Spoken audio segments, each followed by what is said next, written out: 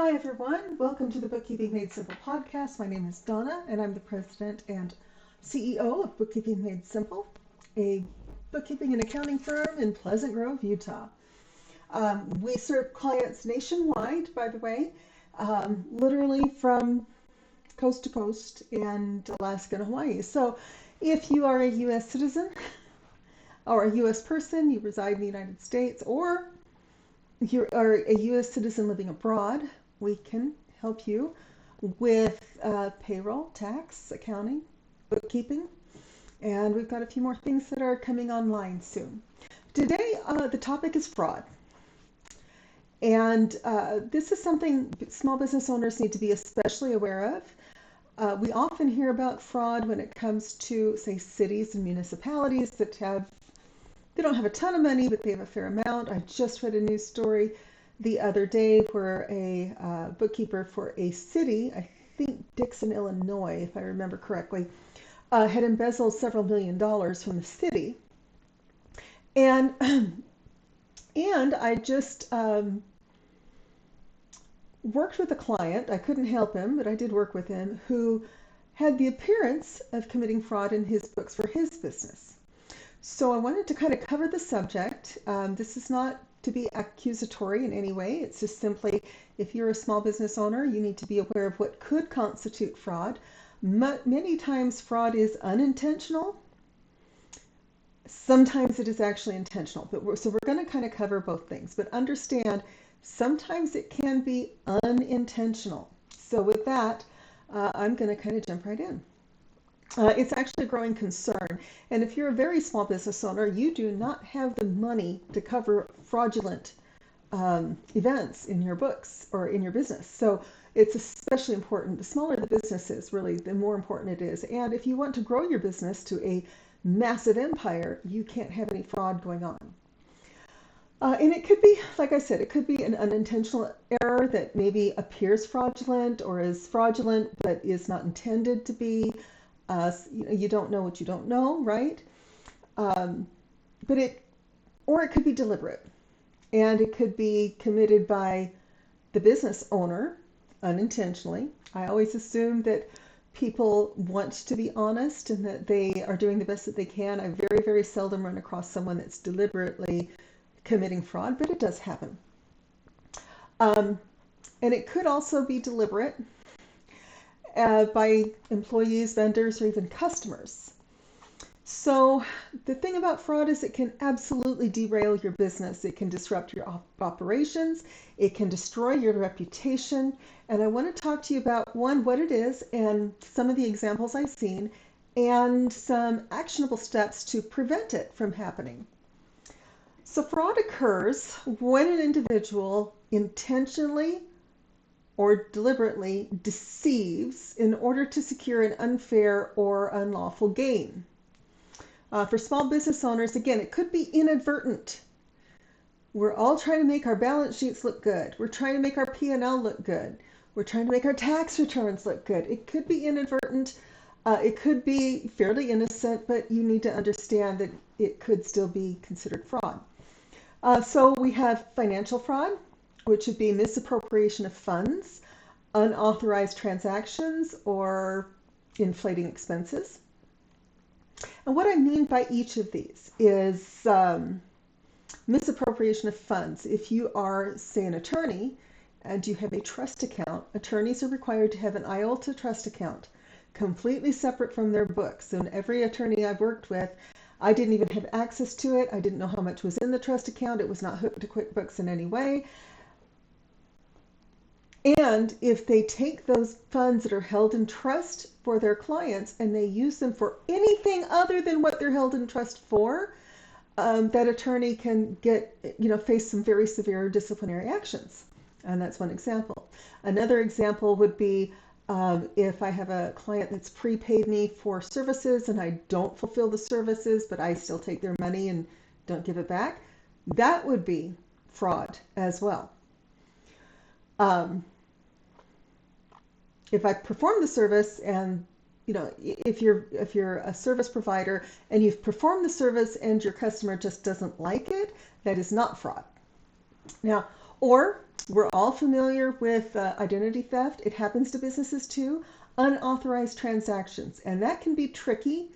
The bigger the business is, if you have one credit card and the business owner is the only one that uses it, misappropriation of funds and unauthorized transactions can also go to commingling funds. And if you have watched my channel very much, you know I really hammer about do not commingle funds.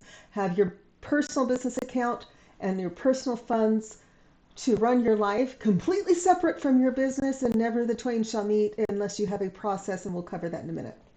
Or inflating expenses. So that would be if I have a charge for $297 for my CRM, and I want to pocket some of that money, I can put it in my books that really I was on the $497 plan, and then I can pocket the $200 difference.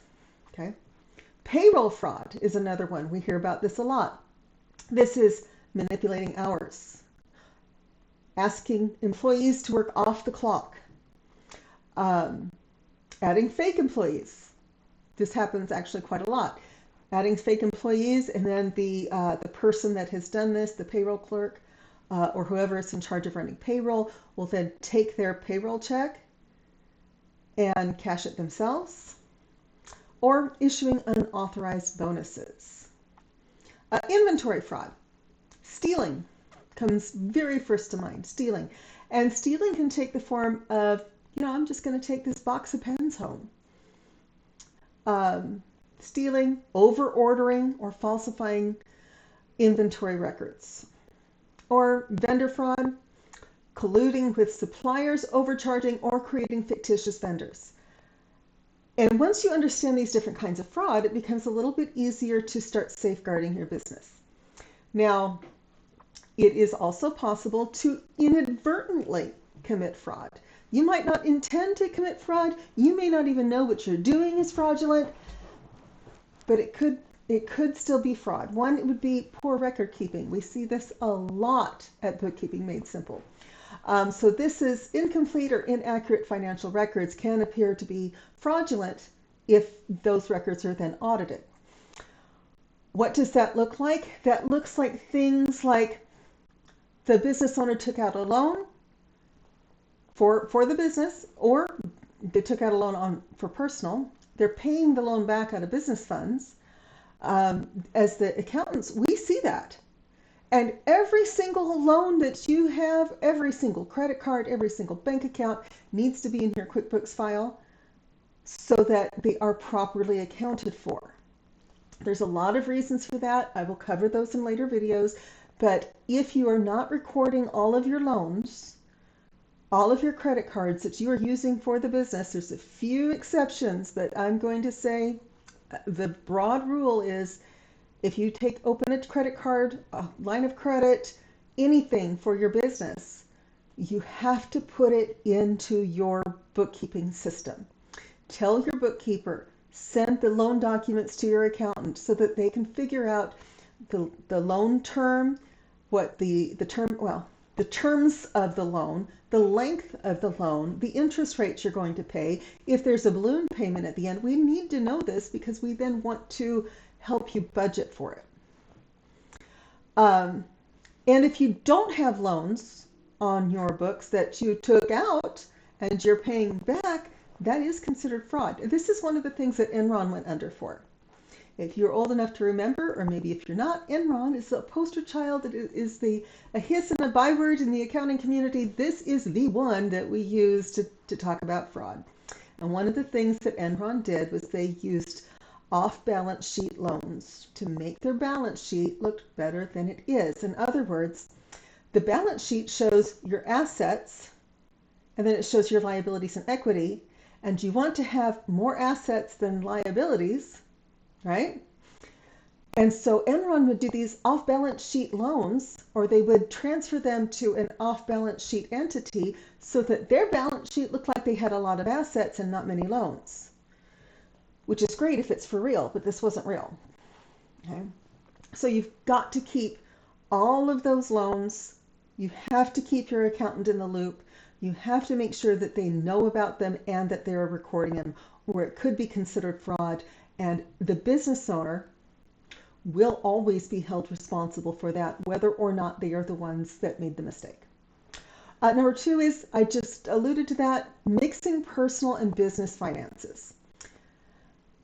Every business owner, when they first start their business, it takes up some time to register the business, get your articles of organization, go to the bank, open your bank account, open your business credit card, etc., etc. It takes some time. It shouldn't take too long, maybe a week or two, but it does take some time. And it is common for a business owner to pay for this initial startup phase out of their own pocket. However, as quickly as possible, you should be funding your business account separately from your personal funds. You can use your personal funds to fund your business account, but then all of your business transactions should come through your business account. All of your personal transactions should come through your personal account. And I have seen people commingle like crazy. I cannot tell you how many times I get into someone's books and I find transactions in the business account that are for adult entertainment, very adult entertainment, or they're for movies. And they'll tell me, yeah, I took my kids to the movie. You can't do that. Or they will,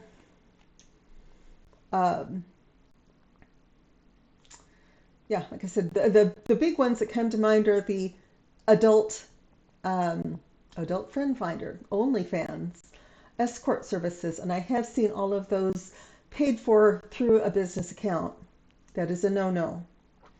Unless you happen to be in the porn industry and you have an OnlyFans account that you're making money on, and even then, that's very questionable. That sends up so many red flags. It also does something called piercing the corporate veil. So what you want to do, piercing the corporate veil means that when you set up your LLC with the state, you are creating a barrier between yourself and your business. So you are not your business. You are you. You have your own bank account. It has your name on it, right? I have a bank account that says Donna Harris, and I have another bank account that says Bookkeeping Made Simple. Well, Bookkeeping Made Simple, even though I run it, even though I'm obsessed with it, even though I'm working on it all the time, is not Donna Harris. It's a separate legal entity. I look at it, and I always say this, even knowing that there are people out there that do this to their kids, but I set up bank accounts for my children when they were very young, and it would never dawn on me to take money out of their bank accounts to pay my bills. That's their money. My money is separate. I do know parents that have done this. But again, it's something to get in trouble. You've got to have this mindset that you and your business are not the same entity. And so if you want to transfer funds out of your business to pay for your personal expenses, you certainly can. But there does need to have a process or a procedure, and I'll go into that a little bit later. And finally, improper tax reporting. Today, I'm recording this on January 2nd. It will be uploaded tomorrow, January 3rd of 2025. I can't believe it has been so long. Improper tax reporting would be things like missing deadlines. Now, that does happen from time to time, and I'll talk about how to rectify that in a minute. Failing to report all of your income. I do know people who will set up LLCs just to keep income separate from their personal income and then never report the income from the LLC. Misclassifying expenses. Now, what do I mean by that? I don't mean you wrote a check to your lawyer and said it was legal expenses. That's not misclassifying. I don't care what Alvin Bragg says. That the facts of that particular case have me very concerned. Because that's something that's a very reasonable thing to do. I'm talking about by misclassifying expenses, I mean saying that something's a business expense when it is a personal expense. And that's what got Mr. Trump into trouble. So how do we prevent fraud? Well, one, you have to have strong internal controls. What does that mean? Donna, what are internal controls? That is things like you need to have your checks, if you use checks, I know a lot of people don't anymore, but they should be used sequentially. Um, I should be able to tell what number the next check coming through the account is. So if you have, start with check number 1001, I should be able to see that you're going to go to check number 1025, you're going to get a new checkbook out, and you're going to start with 1026. I have seen clients that um, they don't take that pre-numbering of the checks very seriously. So they will use, they'll go to, if they have the voucher checks, they'll go to the bottom of the stack and take them out. They'll be all out of order. Don't do that. Try not to do that. Sometimes you can't help it, but try to keep it in sequential order so that if you are ever audited, they can see if there's any check numbers missing. Also, segregation of duties. The person that handles the cash should not be the person recording the transactions. Again, if you are a solopreneur, you're the business owner, you're the only one working in the business, you might not be able to help it. But overall, the person writing the checks should not be recording the transactions. The person handling cash should not be recording the transactions. This is also why the cash register was invented, was so that there would be a tape showing how much was brought in, that would be easy to notice or easy to add up. My first job outside of my family, I started a paper route when I was like 8 in Seattle. Then I babysat when I was 12, and then we moved to Western Kentucky, and I worked for my grandmother for a little bit. So I'm not counting those. I started my very first real job at McDonald's when I was 16 years old. And one of the things that I learned at McDonald's was that the cash register keeps track of all of the sales that are rung up. This is intended to mitigate or prevent any fraud. Now, it's still possible to commit fraud and steal food, but the idea is you ring up the order. At the end of the night, you know how much your sales were, you know how much money you started with in the drawer, you count out your sales to be deposited to the bank, and then whatever's left in the drawer should match what you started with, unless you have receipts for petty cash expenditures.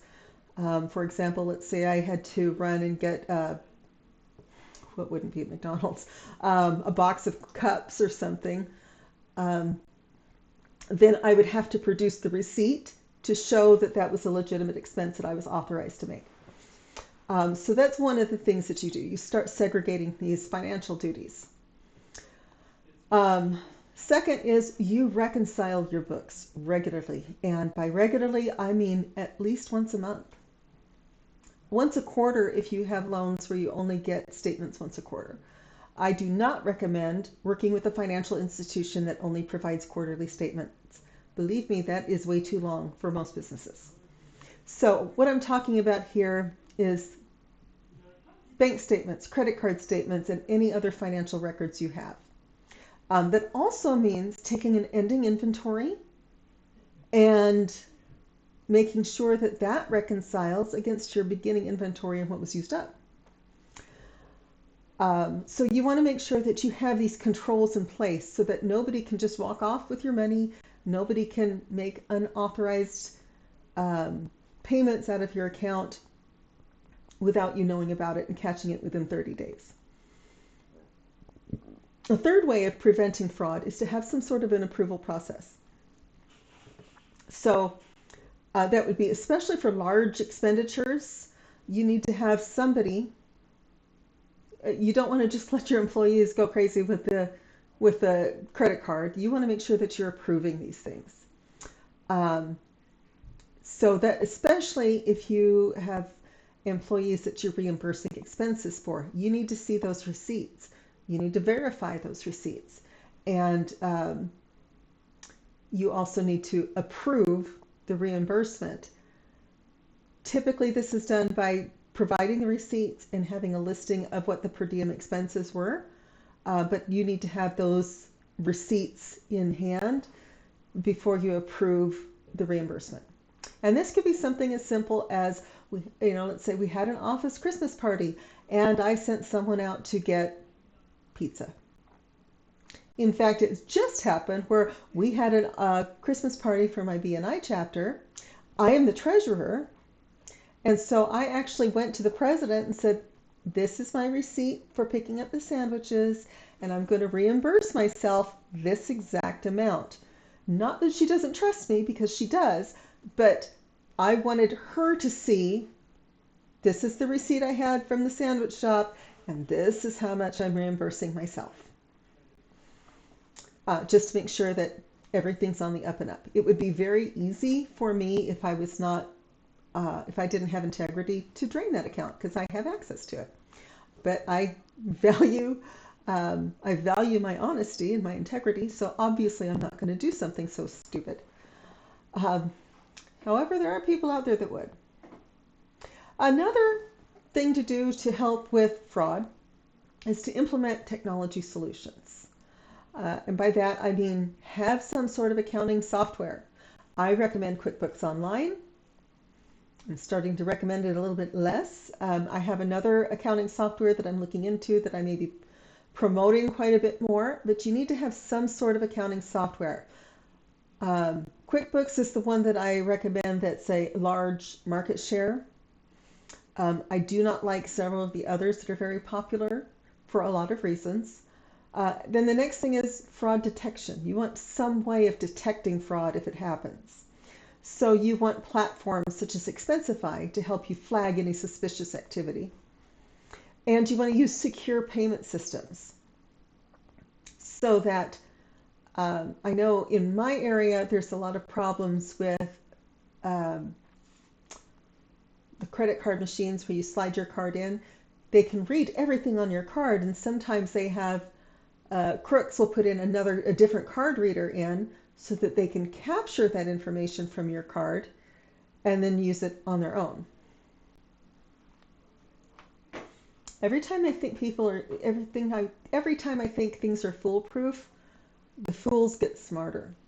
And I don't know why people go to this level, this extent to commit fraud when it's so much easier to make money, honestly.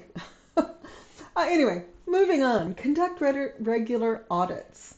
There's two kinds of audits that I'm referring to. Usually people hear the word audit and they flip.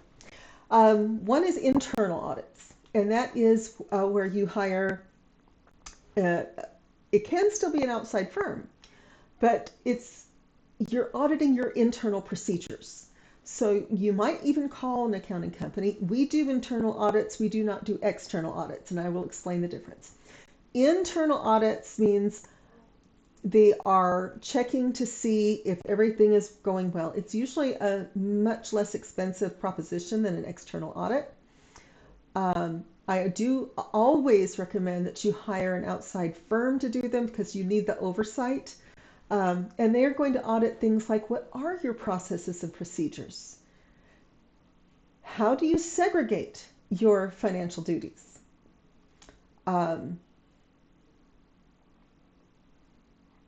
We want those financial statements reviewed quite regularly. One of the things I'm always checking for is things like duplicates. I've caught the bank cashing the same check twice because it was just like December 20th and then again on January 3rd or some such thing, where there was an overlap of periods and for some reason the bank didn't catch it. And I came back and went, same check number, same amount, same payee, it's the same check. We need to contact the bank and tell them they messed up. So you'll have someone review your financial statements, and by that, that's the balance sheet, profit and loss statement, of cash flows. Make sure that they look correct. 90 times out of 100, I can tell at a glance if that balance sheet is close to correct.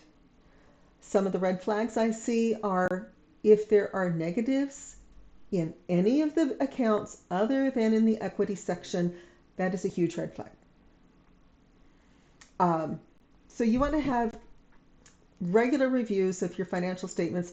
You also may want an external auditor to come in to ensure impartial oversight. And it doesn't have to be a formal audit. It doesn't have to be something that's going to be submitted to the federal government or the SEC or the IRS or anything. This is just for you to make sure that your processes and procedures are working well for your business.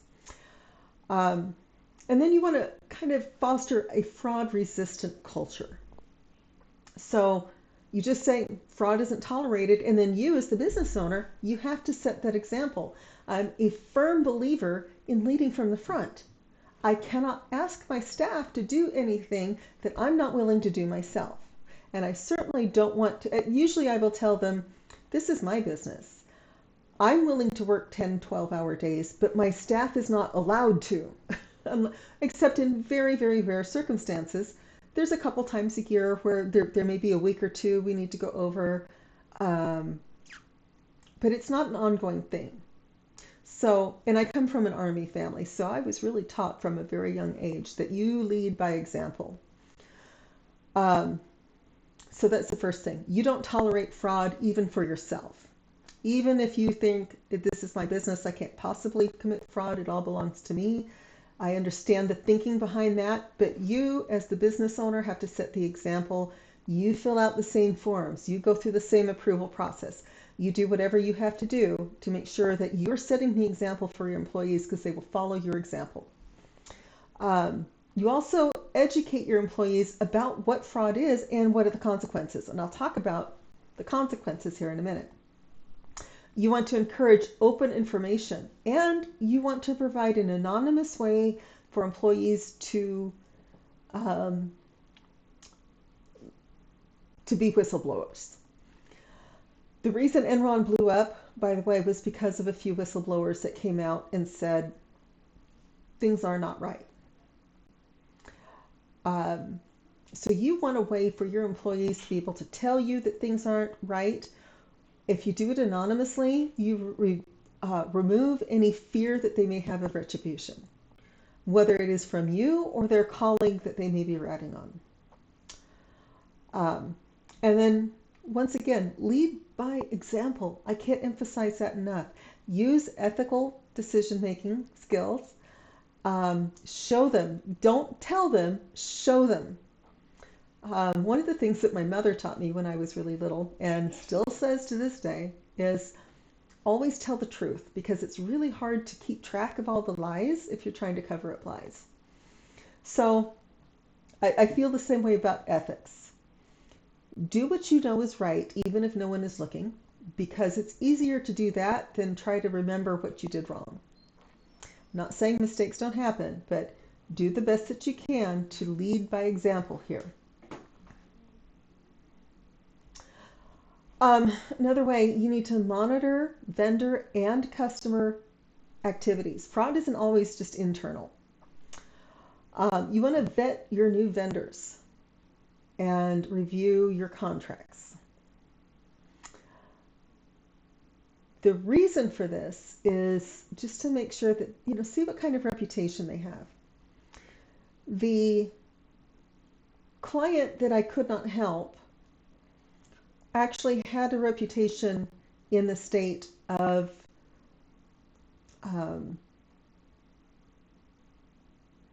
just say that when we called a tax attorney to talk about him, and we called the state taxing authority for sales tax, they knew who he was.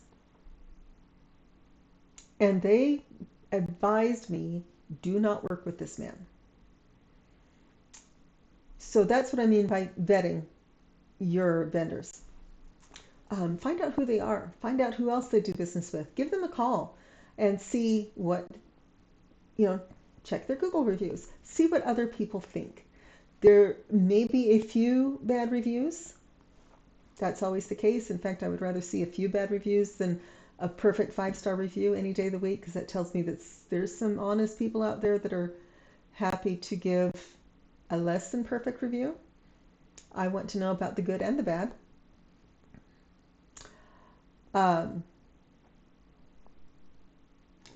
And but just read them.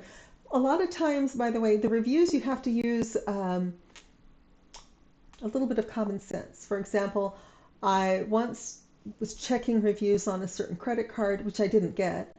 I decided against it, but I noticed all the negative reviews were from people that hadn't paid their bills, and they were mad that they got turned over to collections.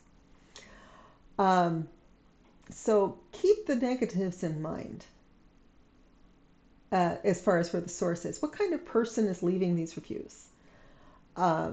Is it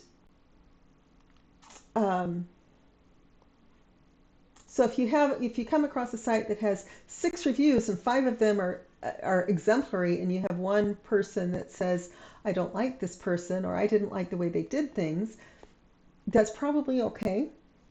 What you're going to watch for is, what is the overall rating? Okay. And even then, it could be, I did some tax work for a client, or I started to. Again, I fired him for his unethical behavior, who he told me that he was having problems and he was losing his license, professional license. I won't say what industry he was in. But he was losing his license and could no longer conduct business. And his attitude was, well, I'll just go get a new business name. And I was like, what? And then I went and started looking him up.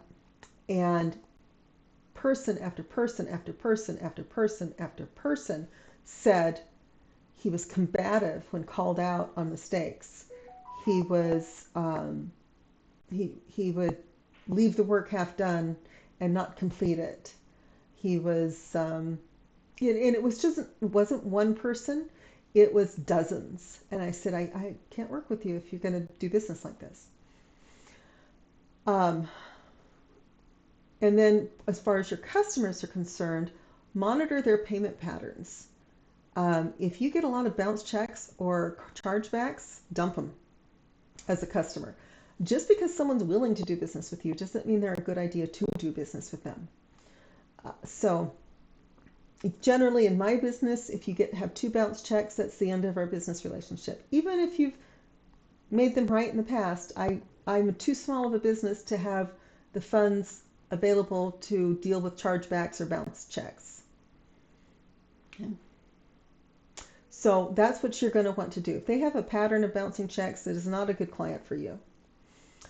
Also, if they have a habit of bouncing checks, they may be inclined to commit fraud in order to cover their own financial mistakes. Keep in mind, fraud requires a couple of things. One is the means, the ability, the know-how, the way to do it, and the other one is a reason. So most people, like I said, I really think most people are honest, but sometimes if they're under a lot of financial stress, they may start committing fraud, and then it becomes very easy to continue it, because then you have to continue the fraud to cover the fraud you've already committed, and so on and so forth, which is why my mother said just tell the truth, because then you don't have to keep your life straight. And then protect your digital assets. We don't use physical cash so much anymore. I wish we did. I don't like not having cash. It's convenient. But that's the world we live in today. Everything is digital, everything's online, so use strong passwords and update them regularly. Use multi-factor authorization on your financial accounts. So that means, excuse me, unless you have the cookie on your browser, you're going to go to your bank, enter your login information, and then they're going to say, we sent you a verification code. Use that. And train employees to recognize phishing and other cyber threats. I can't tell you how many times I have gotten emails that appeared to be from Intuit, or appeared to be from my bank, or appeared to be from one of my clients' banks. Click here about fraud. And I always double check the headers of those emails, because sometimes that's not who they're from. I get a lot of really weird emails, actually. I get some that say, oh, check here, this is our proposal. And I'm like, I don't know who you are. So be really careful. Teach your employees to double check the headers on their email. Make sure that the email address that's listed on the email is the one that actually was sent from. and teach them how to recognize phishing. And for those of you that don't know, phishing is a way of getting someone to provide you with their personal information that should be secure, but have it go to the wrong person. That way that they can get control over your accounts, and they could even lock you out if they're good enough at it. So you want to make sure that your employees are trained to recognize phishing emails and any other cyber threats. And those change. We've gone from the Nigerian prince to other kinds of cyber threats. So some of the warning signs. If you see these are massive red flags. There's a gap between reported income and actual income. That's something I watch for, by the way, when I'm doing tax returns. I will look in their bank statements. I want to see and verify if there was a large deposit to the bank. Was that from revenue that I need to declare? Or was that proceeds from a loan that I also need to be aware of? I want the documentation on it. So I want to be able to verify that the reported income is actually what was earned. Employee behaviors. So if you see one of your employees, and this is how they catch a lot of fraud actually, if you see your employee and they're making $30,000 a year, $50,000 a year, but they have expensive cars and are obviously living beyond their means, and they're going on expensive vacations, you might want to take a look at them. Now, especially if they're acting secretive. It could be, for example, one of my very dear friends goes to Disneyland in California several times a year. And a lot of people say, oh, that's expensive. And he goes, not really. He bought the annual pass, which covers all the times he wants to go to Disneyland. And then he shops for deals on hotels and airline tickets, and he can actually go quite cheaply. But he can tell me how he manages to go so often. On the other hand, if he was taking expensive vacations, if he's taking an all expense trip to Italy and doing it frequently, then I'm going to start questioning things. Unusual vendor activity. So invoices that don't match purchase orders, duplicate payments. You need to be aware of all of this stuff. And then inventory shortages. So we call that shrink in accounting. That would be, often it's theft, but we call it shrinkage. Inventory will shrink. Most, especially for grocery stores, they know how much round, they have a kind of a round figure allowance for shrinkage, because they know that sometimes food goes bad and it can't be sold. Sometimes people buy things and then return it and it can't be resold. This is all part of shrinkage, but the biggest part of shrinkage is theft. So if you have a lot of shrinkage in your inventory, you need to dive into that. Again, if you're in a food service, grocery store, restaurant, any business like that involves food, understand that some of that might just be due to food going bad. It doesn't last forever. But you should have a pretty good idea of how much you sell and how much you should expect to go bad. So what do you do if you suspect fraud? Well, you gather evidence. You start documenting everything. You don't make any accusations. Don't do anything premature. Just start documenting it. Then you consult experts, and the experts could be a forensic accountant, could be your accountant, it could be an attorney, could be a fraud investigator. It depends on the type of fraud. If it's tax fraud, I will generally talk to the tax authority, whichever state or federal government. I'll talk to that taxing authority and say, does this look right? But you want to talk to your accountant, your attorney, before you do anything. Then you take corrective action. And that may mean putting into place stronger controls. That might mean changing some policies. That might mean firing some employees, letting some clients go, letting some vendors go, changing vendors. There's a lot of things that you can do. It depends on what kind of fraud you have detected.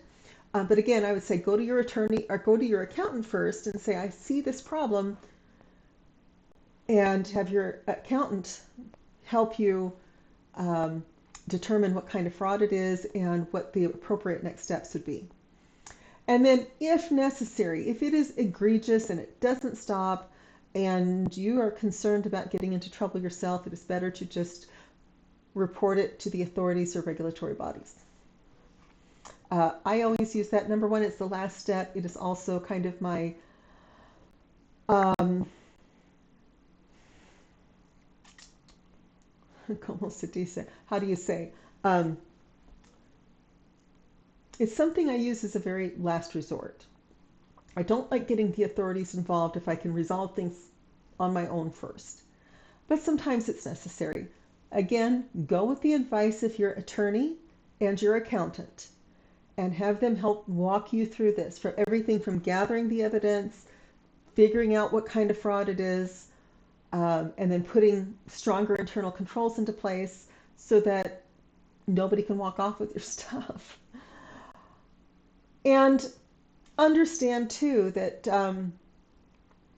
if you or your business commits fraud, even if it's unintentional, you are, as the business owner, I always explain this over and over and over and over and over and over to clients. The taxpayer or the business owner is responsible for their finances. Okay? So if you are the taxpayer, you are responsible for your tax return, not the accountant, not the tax preparer. You are. And keep that in mind because you are the one that's on the hook. There are some penalties that can go to tax preparers, but the taxpayer is the one that's really on the hook. Same thing with fraud. If you are a business owner and someone in your organization is committing fraud, you, the business owner, are going to end up paying the price. Not just losing reputation or money or inventory to fraud, but also any fines, fees, criminal actions. You could be held responsible for all of it. So you want to make sure that you've got your books buttoned down and that you're aware of the different types of fraud that could be committed, and keep a really close eye on your money and your inventory, because this is your lifeline. This is you trying to earn a living. And don't let anyone interfere with that. And with that, I'm going to go ahead and close the video. Thanks so much for watching. Feel free to like, share, and subscribe. Hit the red notification bell so that you are alerted when new videos go up. And I will talk to you again soon.